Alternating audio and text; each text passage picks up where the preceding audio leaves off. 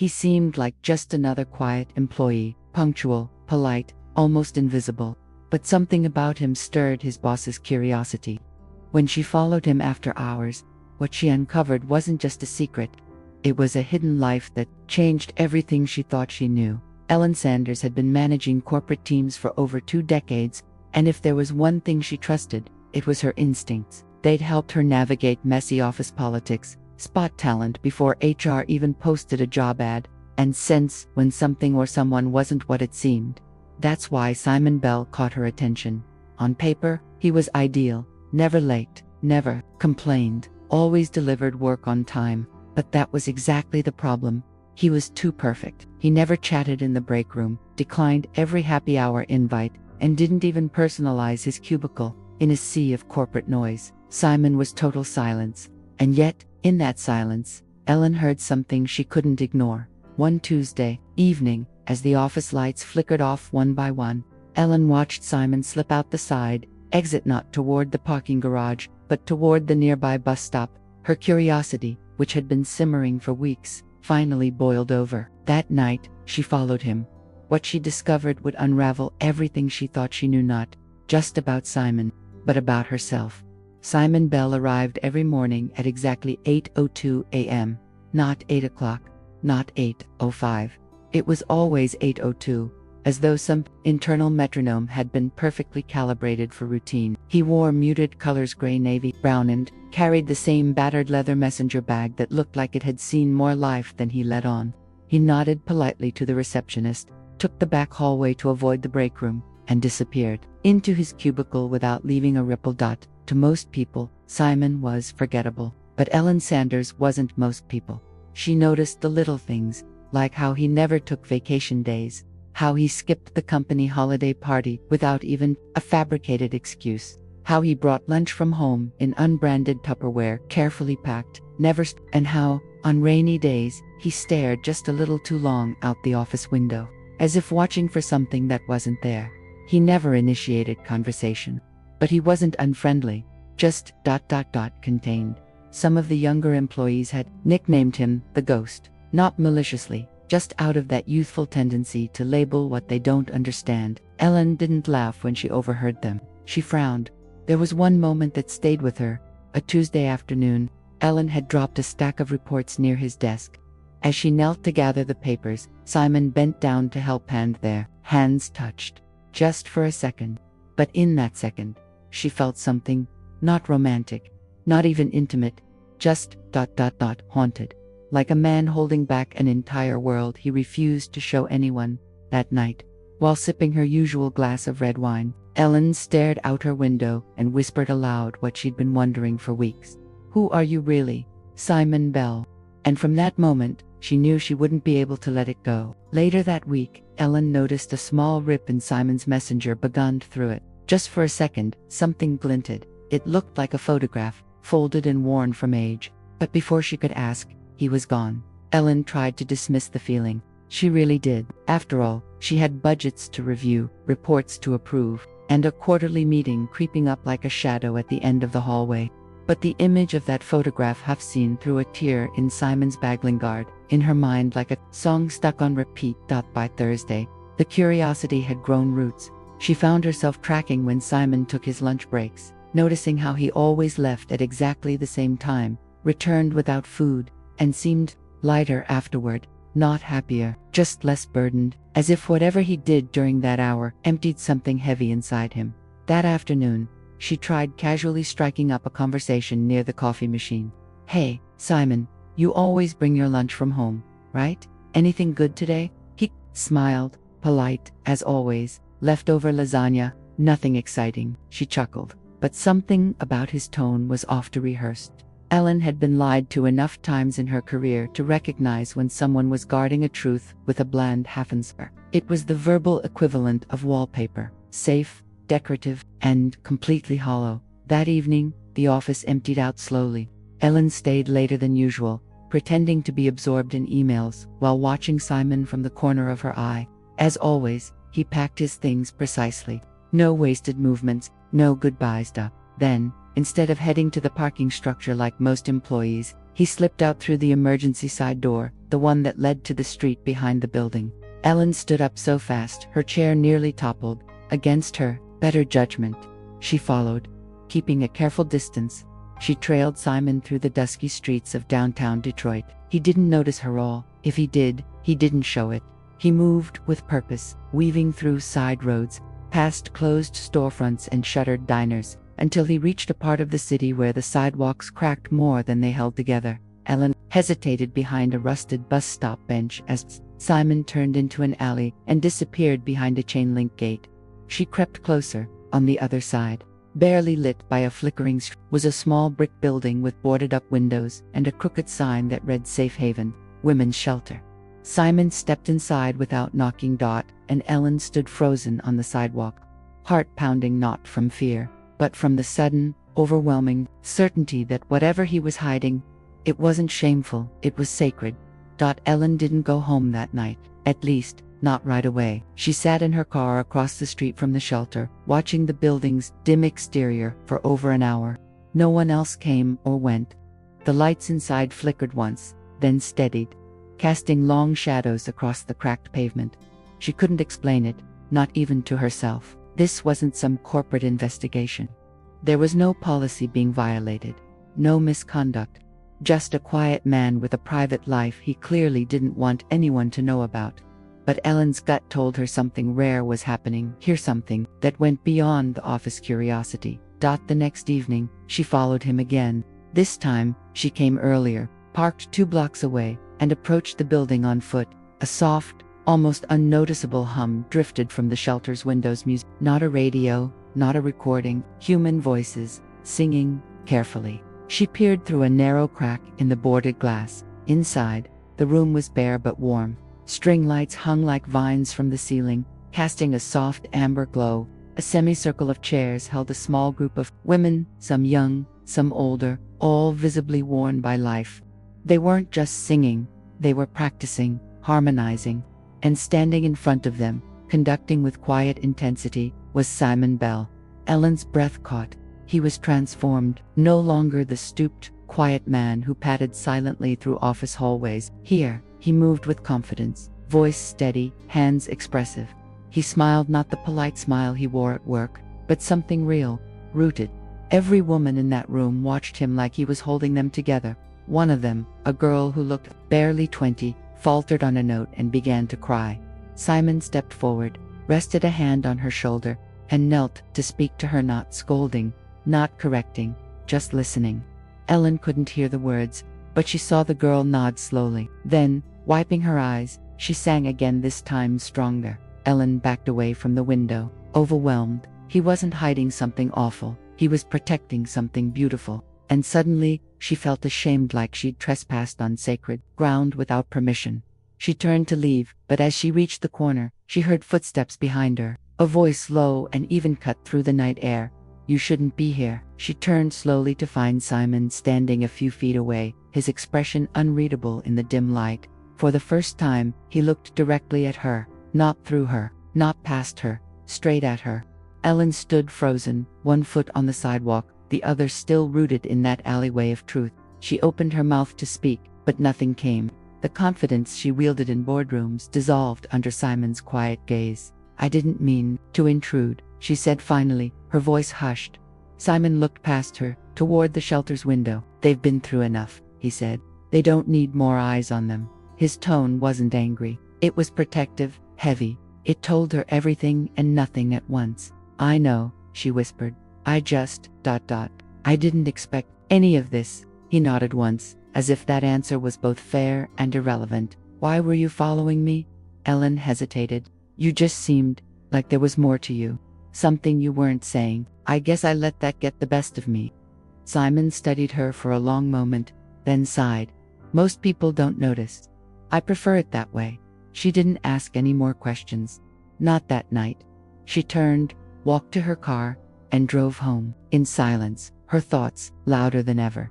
The next morning at work, Simon was exactly as he'd always been, quiet, polite, invisible. But Ellen could no longer unsee what she'd seen. That evening, she returned to the shelter, this time, not as a spy, but as a guest. Inside, the atmosphere was even warmer than it had looked. One of the older women greeted her at the door with a cautious smile. "You with the outreach group?" Ellen paused. "Not exactly, just ... here to learn." No one asked more. They welcomed her like someone might welcome an old neighbor, wary but kind. She sat in the back of the room while the group rehearsed, trying to fade into the background. The women's voices rose like fragile threads, sometimes breaking, sometimes stunning in their rawness. During a short break, a woman named Donna sat beside her, mid-50s, soft-spoken, with eyes that had seen war in everyday life. "He saved my daughter." "You know," Donna said, nodding toward Simon, who was adjusting a speaker wire. "Really?" Ellen asked. She was living in her car, hooked on pills. Nobody could get through to her. Then he started showing up with coffee, not preaching, just ... being there. "That girl's clean now."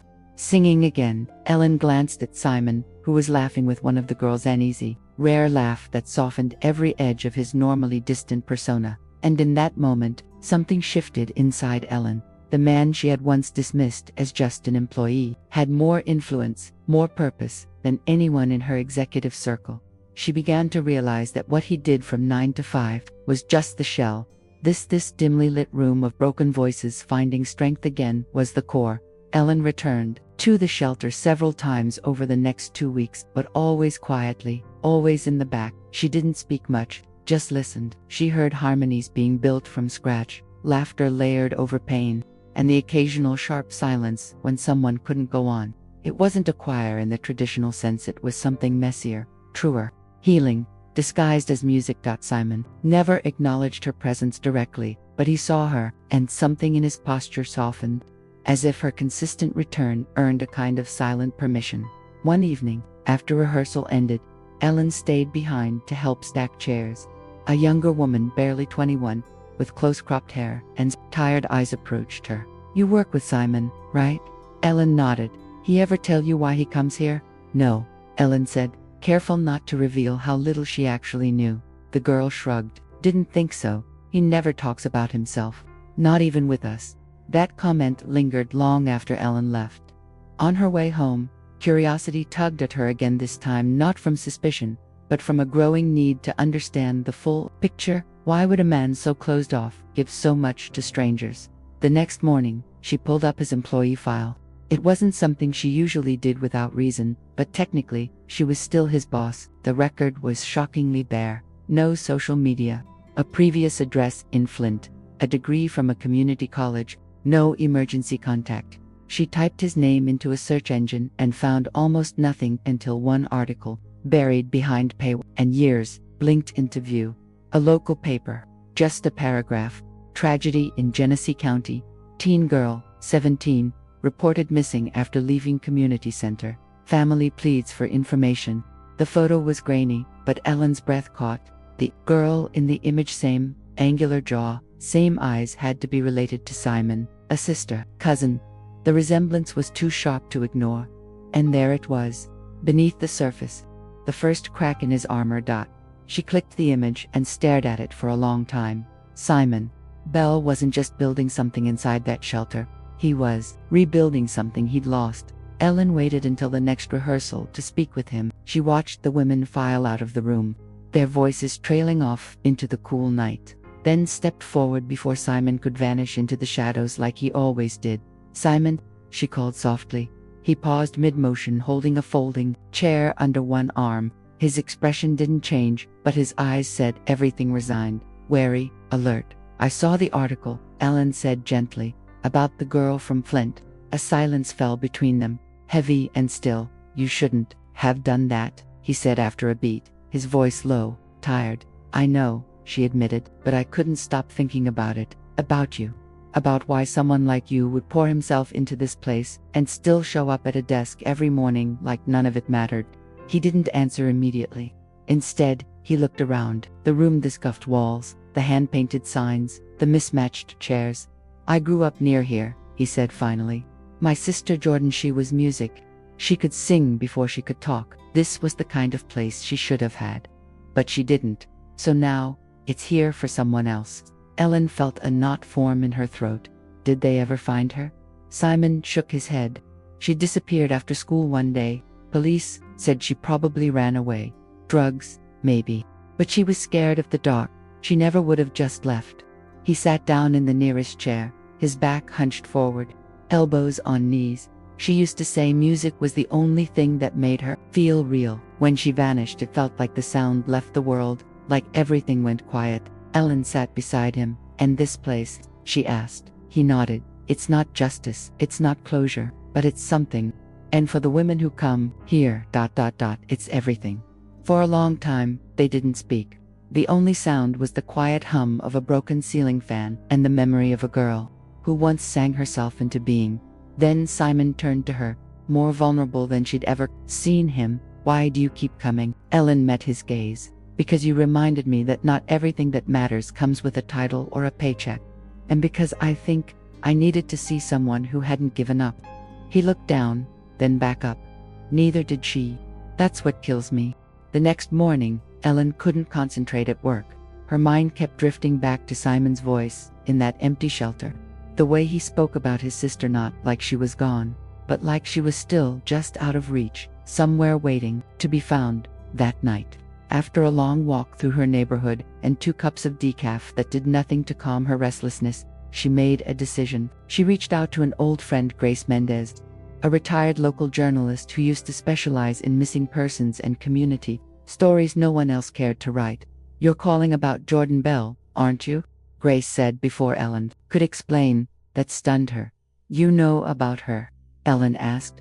"I covered that story. No one else would. She was a black girl from Flint. You know what that meant in the late 90s. No press, no urgency. The case went cold in less than a month." Grace agreed to meet for coffee the next day. She brought a thin manila folder with a few photocopies and faded notes. "There's one name that came up more than once," Grace said, tapping a line in her old notebook. "A man who ran a group home for at-risk teens. Had a history of abuse, allegations, but nothing ever stuck. Jordan volunteered there her last summer." Elon's heart pounded. "What happened to him?" "Disappeared," Grace said. "Just like her. Vanished 2 years later. Car abandoned. No body, no investigation." Ellen sat in stunned silence. The pieces were starting to assemble into a picture far more tragic than she'd imagined. A girl lost, a predator unpunished, a brother left behind to stitch his grief into something useful. That evening, she walked back into the shelter with a heaviness in her chest. Simon was already there, helping a new woman adjust her microphone. He looked up, saw her face, and immediately knew something had changed. "You found something," he said. Ellen nodded. "I spoke to someone who remembered your sister. I think I know where the system failed her. I think I know who." Simon stood very still. His eyes darkened, not with fear, but with the familiar ache of hope mixed with fury. "I don't want revenge," he said quietly. "I just want someone to remember her name." Ellen felt her throat tighten. "We do, we will." In that moment, she realized something else. Simon wasn't living a double life. He was living one life, but in 2 worlds.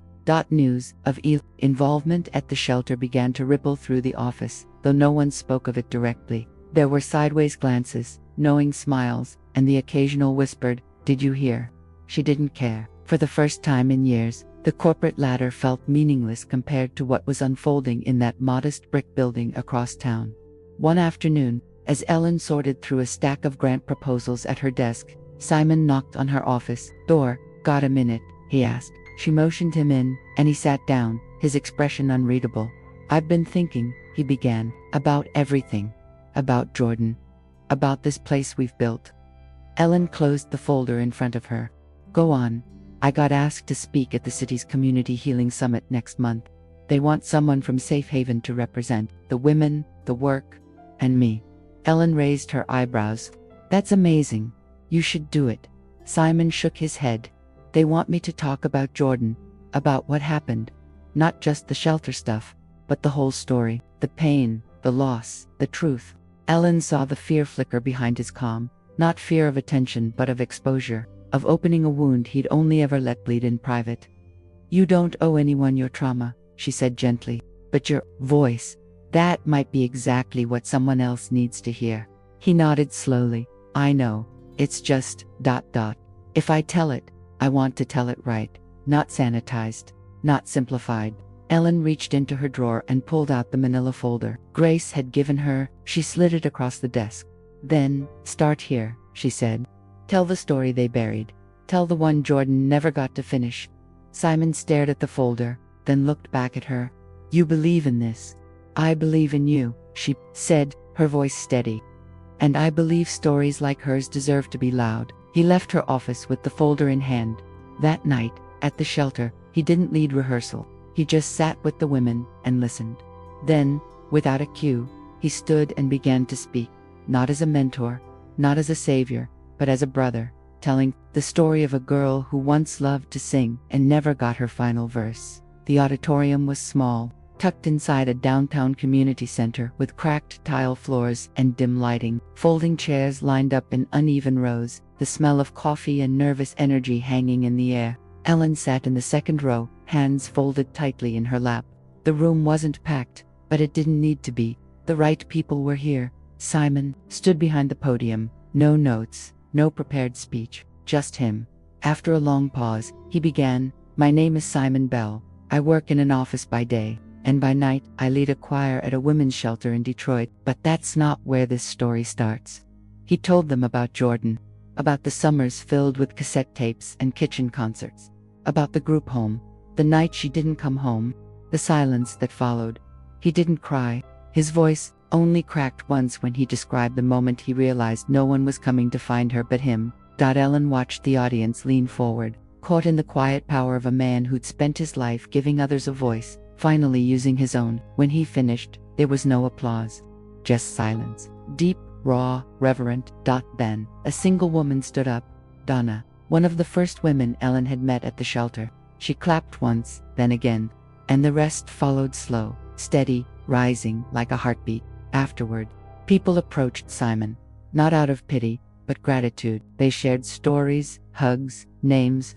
One woman handed him a note, You made me want to sing again. Back at work, things changed subtly, but unmistakably. People looked at Simon differently. Some still whispered, but most greeted him with something new in their eyes: respect, awareness, even admiration.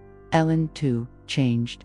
She started showing up differently, not just in the shelter, but in life, less guarded, more human. She began mentoring younger women at the firm, quietly directing company donations toward causes like Safe Haven. Simon never sought the spotlight again. He didn't need it. His story had been told, Jordan's name had been spoken, and in that truth, something in him had finally been set free. If this story touched your heart, we'd love to hear from you. Where are you watching from? And what part of this journey moved you the most?